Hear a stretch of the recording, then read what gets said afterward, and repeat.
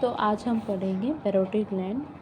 Parotid gland क्या है? एक टाइप का सलाइवरी ग्लैंड है। हमारे पास 3 टाइप के सलाइवरी ग्लैंड होते हैं, parotid gland, submandibular and sublingual gland. तो हम पढ़ेंगे पैरोटिड ग्लैंड। इसके फीचर क्या है? पैरा मतलब अराउंड एंड ओटिक मतलब ईयर। अराउंड द ईयर ये प्रेजेंट होती है। ये लार्जेस्ट सलाइवरी ग्लैंड है जिसका वेट 25 ग्राम होता है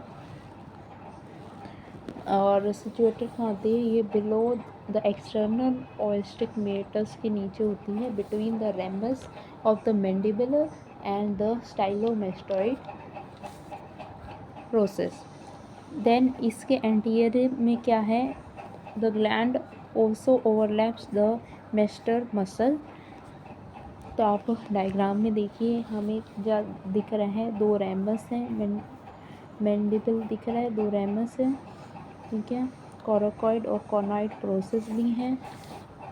ऊपर जाइगोमेटिक आर्च है। इसके एंटीरियर में हमें मसल दिख रही है, मेस्टर मसल, ठीक है।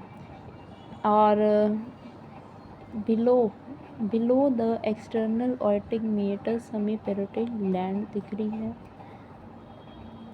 और स्किन जो है ओवरलैप कर लेती है इस ग्लैंड को and is supplied by greater auricular nerve जो कि C2 एंड C3 है। ये जो है स्टर्नोक्लीलॉइड मेस्टॉइड मसल भी दिख रही है जो कि नेक की मसल होती है।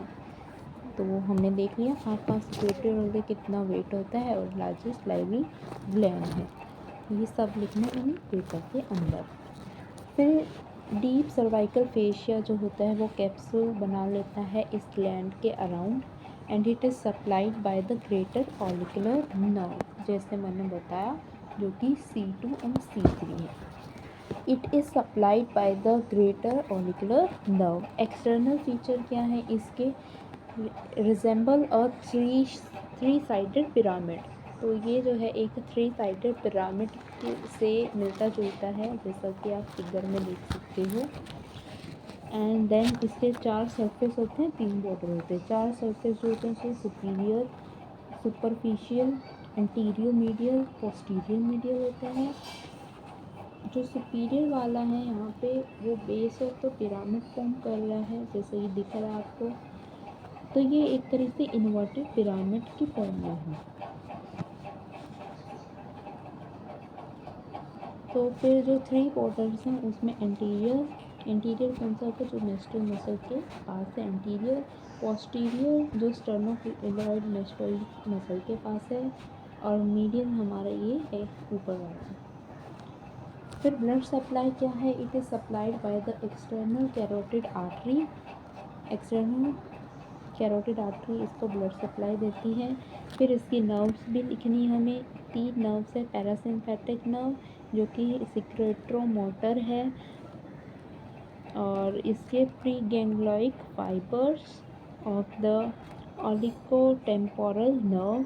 फिर सेकेंड हमारी सिम्पैथिक नर्व है जो कि एक वैसोमोटर है, जो कि हमारे पोस्ट गैंग्लियोनिक फाइबर्स हैं उसके T1 सेगमेंट। फिर सेंसरी नर्व C2 C3 वो कौन सी हमारी? Great auricular nerve is a sensory nerve. तो 3 नर्व थी, parasympathetic nerve, sympathetic nerve and sensory nerve. फिर हमारे पास है डायग्राम जो कि है हमारा पैरोटिड ग्लैंड का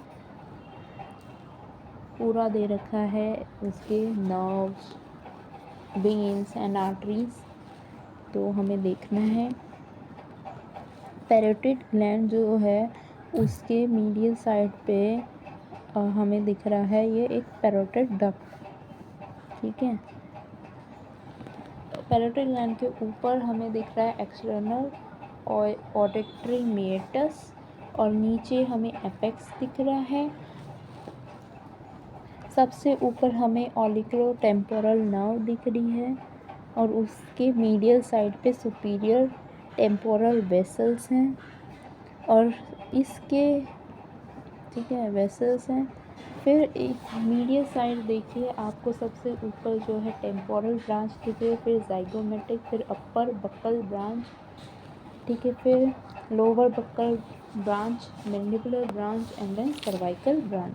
और जो अपेक्स के नीचे है वो हमारी फेशियल वेन आ रही है, कॉमन फेशियल वेन से, और इनके लेफ़्ट साइड में फिर एक्सटर्नल जुगुलर वेन है। तो ये डायग्राम बनाना है। फिर इसकी क्लिनिकल एनाटॉमी लिख देनी है, जो कि पैरोटिड अब्सेसेस में B caused by the infection from opening of parotid duct in the mouth cavity. Then after the पैरोटोइडेक्टमी क्या है, जब हम रिमूव कर देते हैं पैरोटिड ग्लैंड को, तो the afferent regeneration of the secretor motor fiber in the oculotemporal nerve. This causes stimulation of sweat glands and hyperamia in the area of its distribution, thus produce sweating in the area of skin supplied by the vein. This clinical entity is called the Freiss syndrome, and the parotid calculi may be formed within the parotid duct or in the Stensen's duct. तो ये पूरा हमारा parotid gland का जो जो लिख रखा है वो सब पेपर में लिखना है। It can come at 10 marks. Next topic हमारा होगा muscle of mastications. Muscle of mastication या फिर हम ले सकते हैं सर्कल ऑफ विलस या blood supply of the brain.